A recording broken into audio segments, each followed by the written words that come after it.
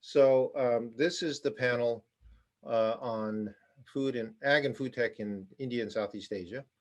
And before we plunge right into it, if I could ask each of the panelists to self-introduce a bit, starting maybe with Anand, whom I'm known for several years now, and who's with Iron Pillar. Anand, you want to just say something about Yeah. yourselves? Thanks, Howard, for the opportunity. It's great to always come to your sessions. It's always very informative. So my background for everyone, I've been a venture capitalist in India, been investing in India tech for more than 15 years now. And we run a mid-stage tech fund, which focus on companies which start from Series B onwards. We invest in businesses.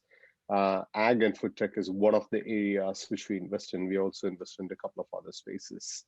And we have already raised one of our funds, and we also had a top of vehicle of that, which was raised, and now we are in our second fund, deploying it at this point of time. Thank you. And Mark was one of the first attendees at my event 8 years ago. So Mark for a long time. And I think one of your startups presented in the early years. It was Stella, I think, that it was actually somebody referred to Stella today earlier in the discussion. So anyway, Mark, you want to introduce Sure. Very, very happy to be here. And Howard, it's been amazing to see the journey over the last 8 years, in terms of Bonnie Doon, but also just this whole sector. So I guess at this point, I am a grizzled veteran of agri-tech, having founded Omnivore originally in 2010 as the first agri-tech VC in India.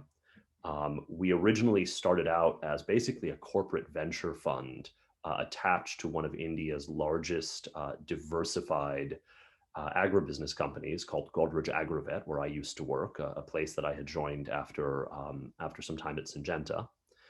And finally, a few years ago, we spun out and became an independent venture fund, raised about $95 million, and have been deploying that ever since. We're the most active agri-food investor in India, but earlier stage than Iron Pillar. So we typically come into seed, pre-Series A, and sometimes Series A rounds, farm to fork, and very focused on transforming this ecosystem of 130 million smallholder farmers. Great. So the first two speakers are primarily focused on India. We also have Dan Pathomvanich from NRF, who is from Thailand, although he does business throughout the region. So you've got to cover the rest of Southeast Asia, Dan. You want to self-introduce a little bit? Hi, everyone. Good morning or good evening, wherever you are. So my name is Dan. I'm the CEO of NRF.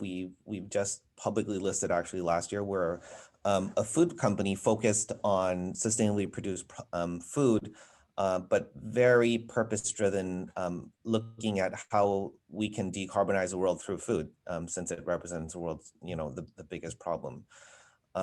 We are somewhat global in nature, but we are based in Thailand, and we're actually an LP in two funds, including one that's actually has an office in Singapore.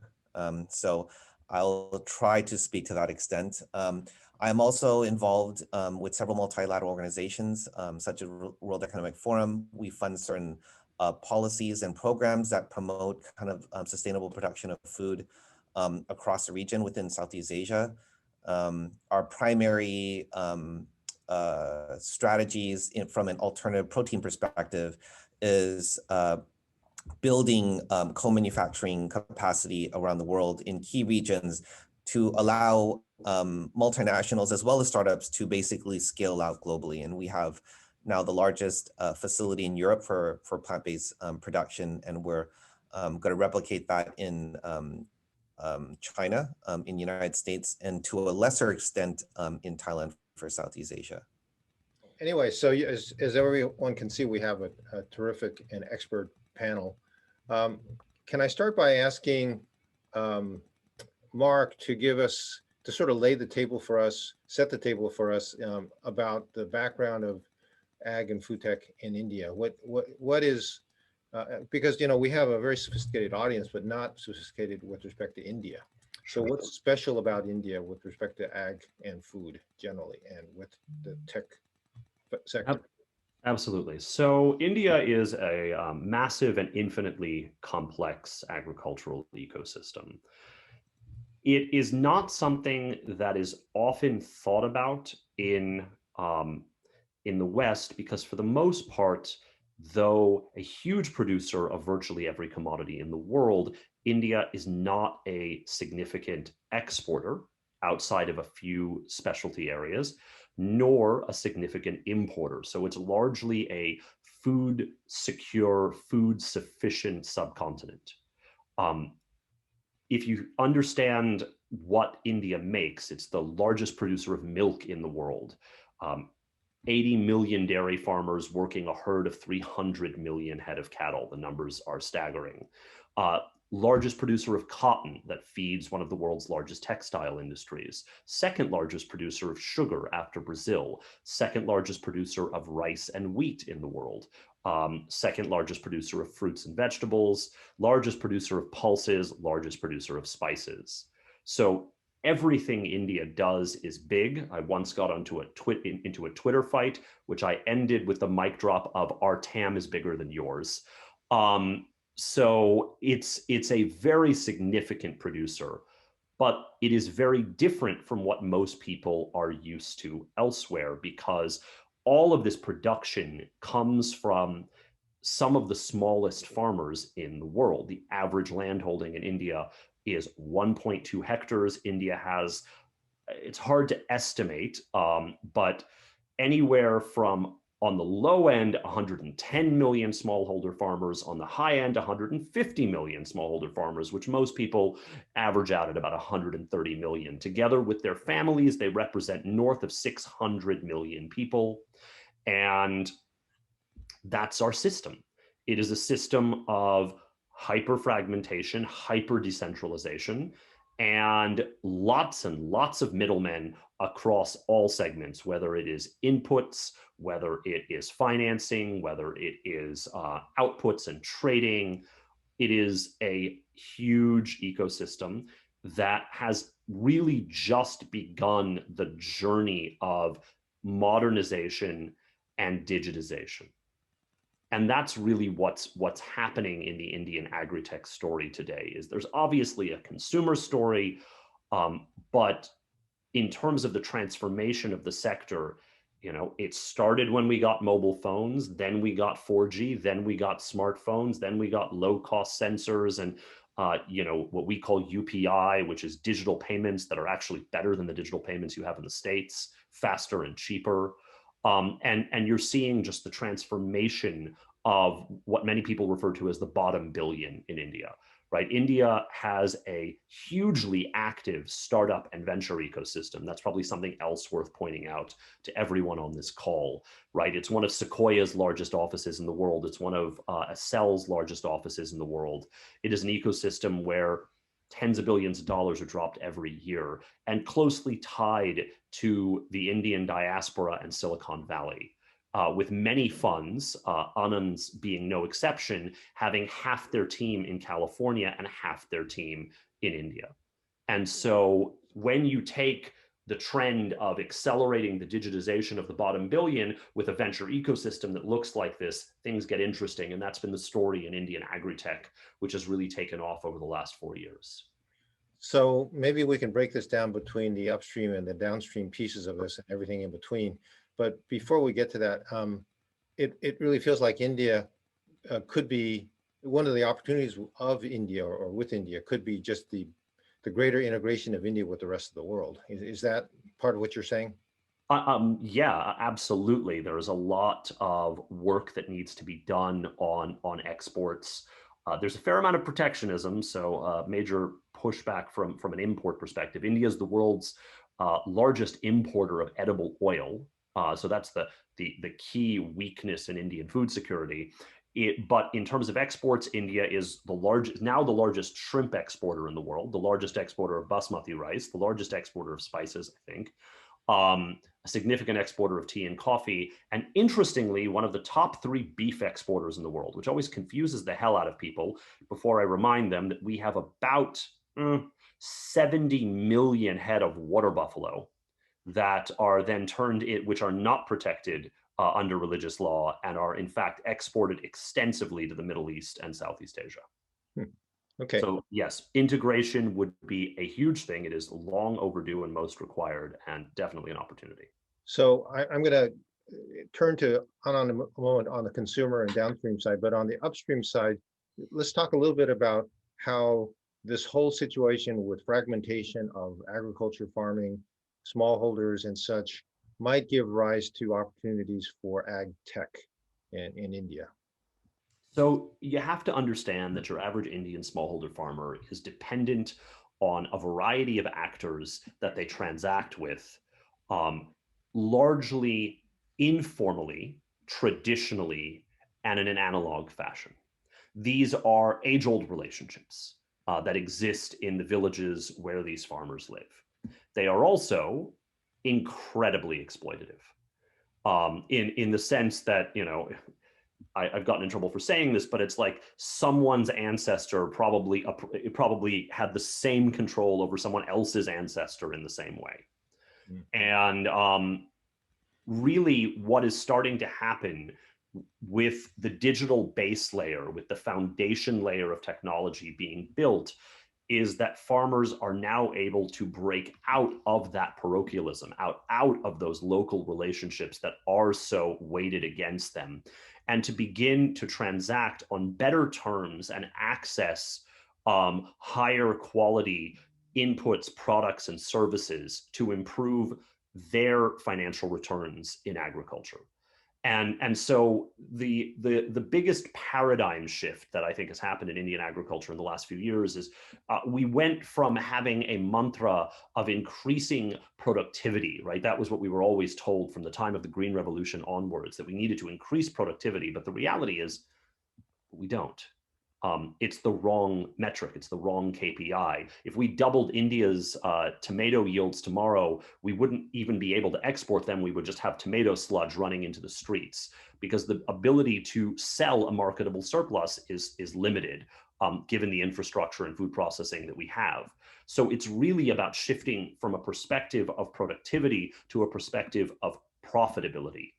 You know, we have half the country linked to the agricultural sector. How do we increase the profitability of these farmers? And that means better inputs at better prices. It means the right package of practices being used in agriculture by these smallholder farmers. It means better terms of trade for their outputs, right? And that includes disintermediation of local ecosystems to sell into food processors, exporters, and directly to consumers. And finally, it means better financing and insurance, right? Because your average Indian farmer is borrowing at, I'm not kidding, 3% a month. And that's insane. And so that's, you know, while many problems are being worked on, that's probably the biggest set of problems that are being worked on. Right, great. Let me turn to the other end of the pipe, so to speak, with Anand, and talk about the Indian consumer. I mean, much has been made of the fact that India has a very large middle class, and presumably that's a large part of the opportunity set. But and you've made a recent investment in a very tech-enabled groceries business in India. Maybe you can tell us about your strategy in the India consumer space, this investment, and your thinking about food and ag tech in India. So when we look at the other end of the spectrum, which is the consumer, what we are seeing is like there are two sets of consumers in India, in the entire around 750 million or 800 million people who are connected to a smartphone. There is around, say, 60 to 70 million who are actually the real people with the consumption power in India. And then there is another large group, like, you know, ballpark 700 million, who are in the internet, but not with that significant amount of consumer power, or have not really taken their consumption power online.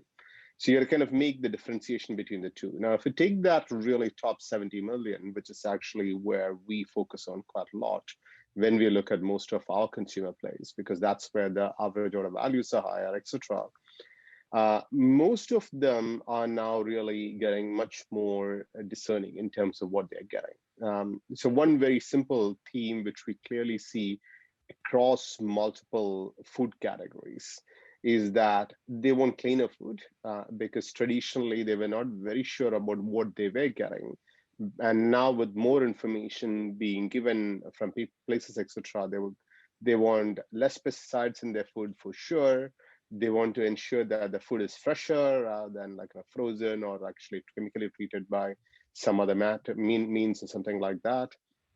And also they want variety. They want more stuff than what they could get from the local wet market or their traditional grocery stores and things like that, right? And by the way, retail in India is still like only around 5% organized. So that itself is actually a massive opportunity when you think about where these people access their food and other grocery items, etc. So that's a backdrop that you are coming from. Now, what's really happening recently, a couple of major trends. As Mark earlier mentioned about UPI being a payment mechanism. So that infrastructure was built out over the last 5-6 years. And that has really leapfrogged the ability of the consumer to kind of go and transact, the normal consumer. The second big trend which is happening is with COVID. In the last 15 months, what we are seeing in India is literally people are forced to try online as a mechanism to buy products, and they're getting used to it. Like, so there's this forced lockdown last year which happened, which lasted, depending on which part of the country, 60 to 90 days. This year we are now in the second set of lockdowns practically in different parts of the country. And just to give what's happening in our company, we had a 50% growth in our monthly sales in the last 45 days. So, which is actually a phenomenal growth. And this is off a pretty sizable base. Like, we have already crossed 100 million revenue run rate in that company. So now what do the business in which we have invested into? It's a largest seafood and meat online business in India, where they actually ensure that the entire supply chain from farm to fork is consolidated by the company. Now, why do they have to kind of do that entire consolidation? Is again the same problem in the front end, which Mark mentioned earlier. There is no cold supply chain in India, which practically can work for an e-commerce business. So if you are to really do it, you have to actually go and build it. There is no assurance that the products which will come through don't have chemicals. So you are to actually go and directly deal with the fishermen and the farmers, instead of going through the intermediaries who may actually put chemicals to preserve it, things like that, or won't have the best practices. So this company, Fresh to Home, in our portfolio, where we led the Series B, and we are sizable investor in that business, they ensure that all the products their customers get are actually from farm or the seashore to anywhere in India. They get it within 24 hours of that fish being caught, or chicken being called, etc. And the product is fresh, that is not frozen. Indians prefer fresh food. They don't like, only a very, very, very tiny piece of meat sold in the country is frozen. So it's a fresh food market, and chemical free. It doesn't touch chemicals or any preservatives or anything of that nature. So things like that. And then with the final piece, which I would say about consumer in India ag tech, food tech space in the consumer end, is that India is very significantly lacking in brands. So compared to US, etc., where you have you go to aisle of a supermarket and you will see same thing, 10, 15 brands.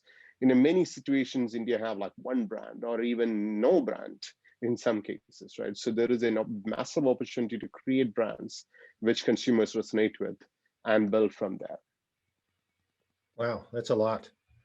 So Dan, listening to all of this, how much of this resonates with you as being similar or different in Thailand and other markets that you operate in? I think across the developing world, I think a lot of the problems inherent within the value chain of food and ag will be somewhat similar with some different nuances. I would say I've been involved in several committees looking at as ASEAN as a whole.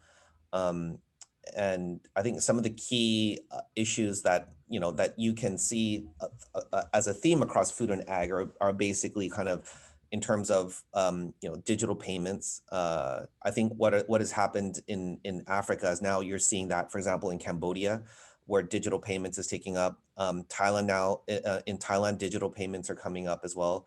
But I think there's a lot of issues with respect to logistics, cold chain that prohibit, for example, I'll give you a very good example. The trade of, forget plant-based for the moment, because that's all frozen and chilled, okay? Let's just talk about fruit, right? The ability to move fruit in a manner that would keep it fresh, right, from farms, all the way to, say, for example, like an importer in, say, in Korea, is just not there at the moment. And so what you're seeing, for example, in the case of mango, right, from farm gate all the way down to the prices in which it's sold in Seoul, you're seeing maybe a 6x increase, right?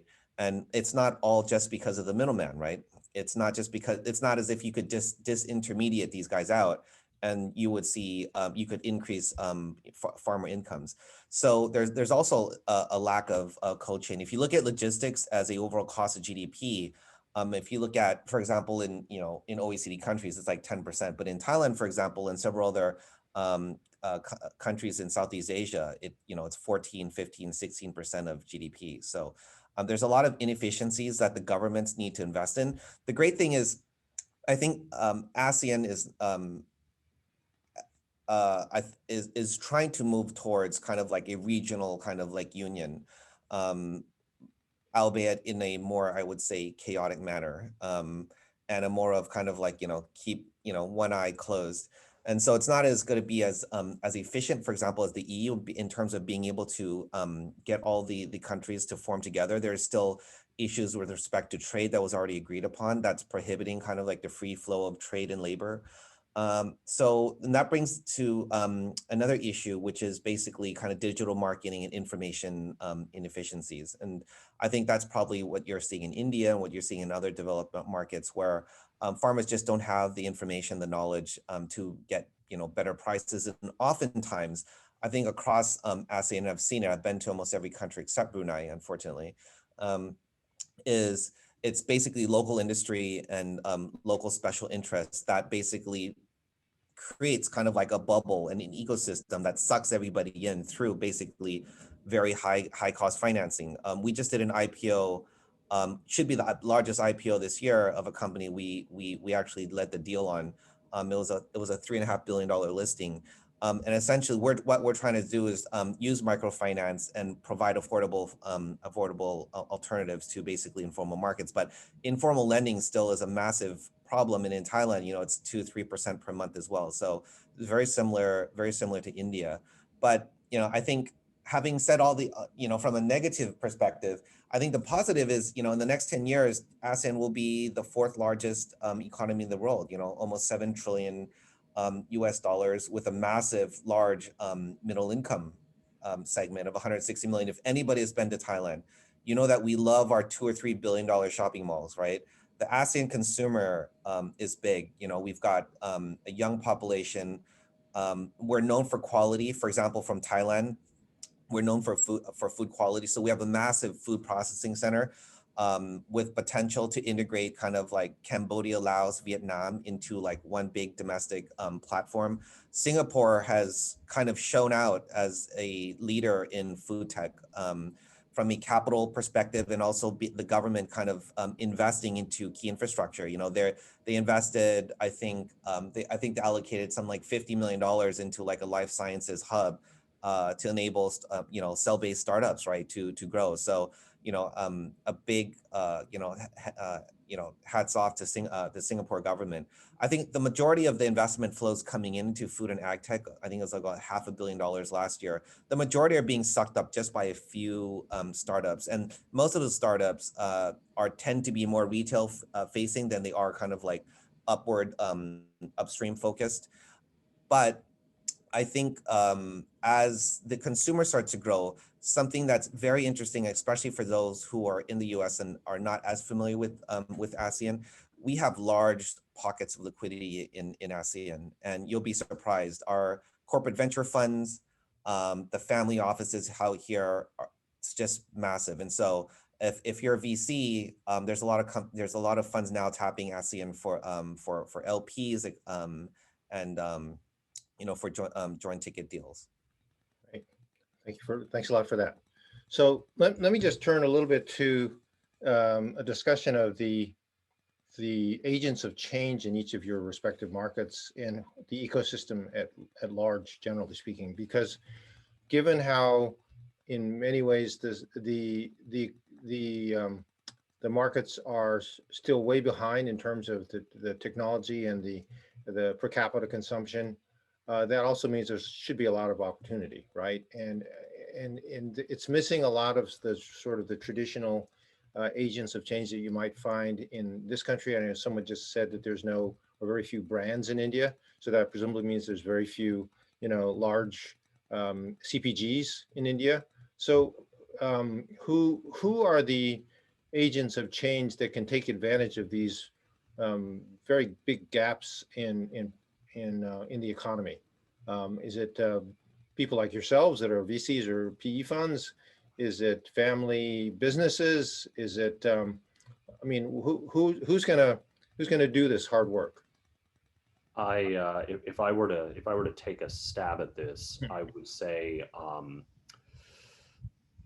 it kind of looks like a barbell, honestly.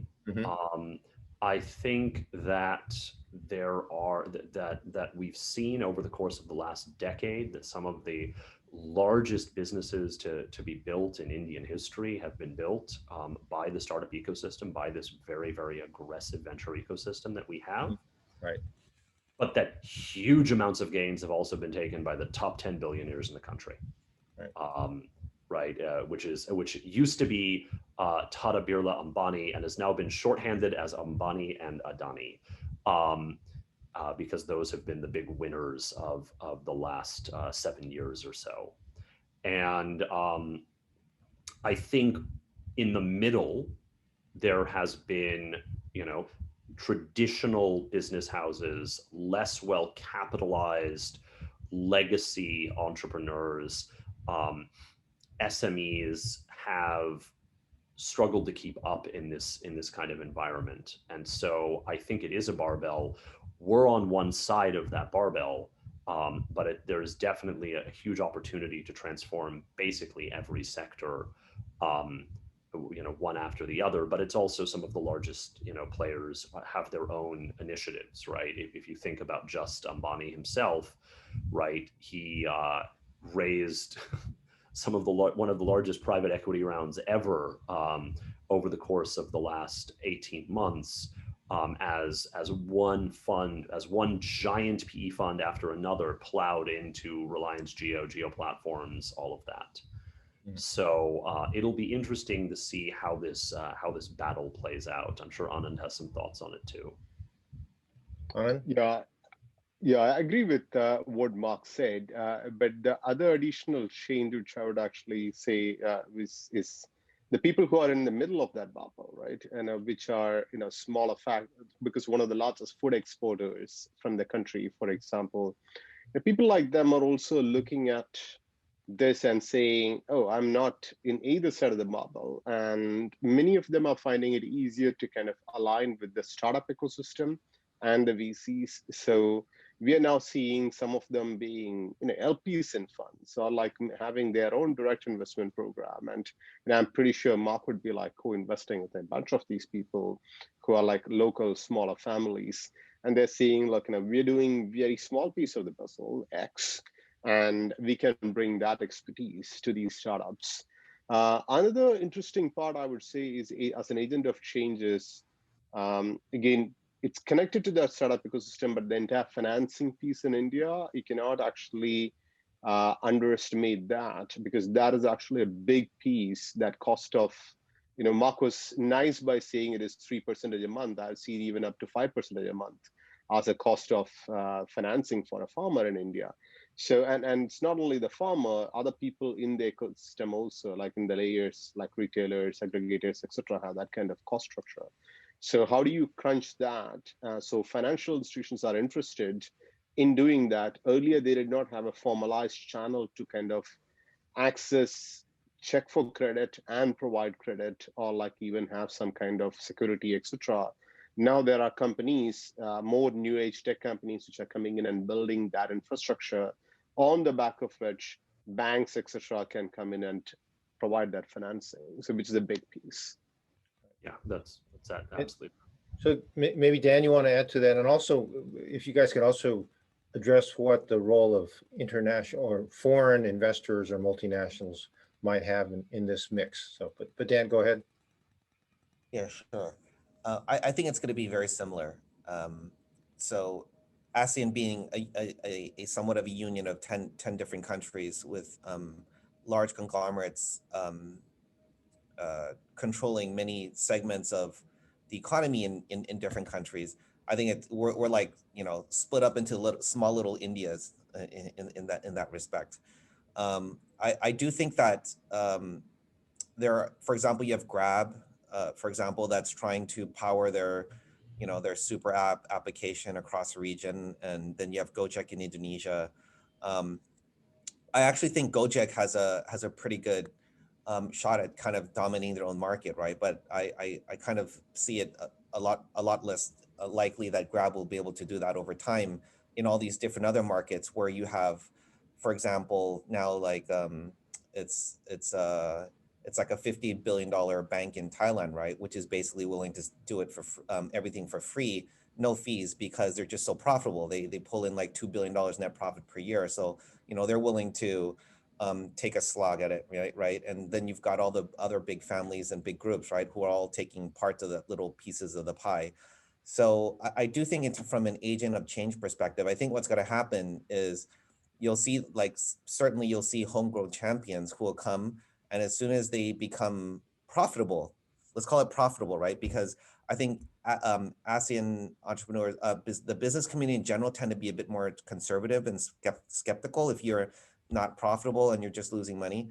I'm not trying to sound negative here, okay? So I'm a big believer in startups, okay? But I think what's gonna happen is, as soon as these companies start to show profitability, I think the larger groups will either, one, try to join in as venture partners, or two, try to compete, or three, try to fund their competitors to get in on the action. And I for sure, they have both, political clout, they have the resources, and obviously, the local connections to be able to bring a good fight on. So I think from an agent of change perspective, I truly believe startups will be an instigator of change. But I think ultimately the winner it'll be interesting to see what happens in 5 to 10 years once the dust settles. Thanks.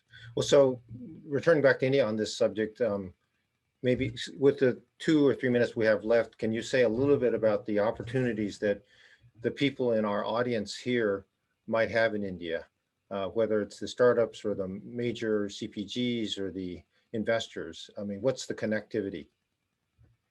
I would argue the biggest opportunity is investment. What I would tell foreign startups that want to come into India is find someone local to partner with, because you will fail otherwise. I've never seen a successful foreign startup in Indian agri-food ever. I have seen a lot of cocky white people leave after 2 years. And I would highly, highly suggest you find local partners. They can be corporate partners, they can be startup partners, they can be SME partners. But if you think you're going to send a team and succeed, you're not. I've been seeing this for too long, and I've never seen anyone do it. Netafim is probably the only relatively recent entrant that after 20 years kind of did okay. But it's a difficult place to operate, and you need locals to do that. I would say investment is probably the biggest opportunity, and we're already seeing a lot more global investors coming into Indian agri-tech and food tech deals, and we would love to see even more. So if you're interested, please reach out, mark@omnivore.vc, and would love to do some one-on-ones and tell you about what's happening. Anything more to add to that, Anand? No, I agree with what Mark said. That's completely correct. Great. I think we're kind of out of time. This has been a really great panel. Appreciate you participating and closing out the day with us. I hope to see you guys in person live at our next in-person Bonnie Doon event. Thank you for your support. Thanks for being with us today.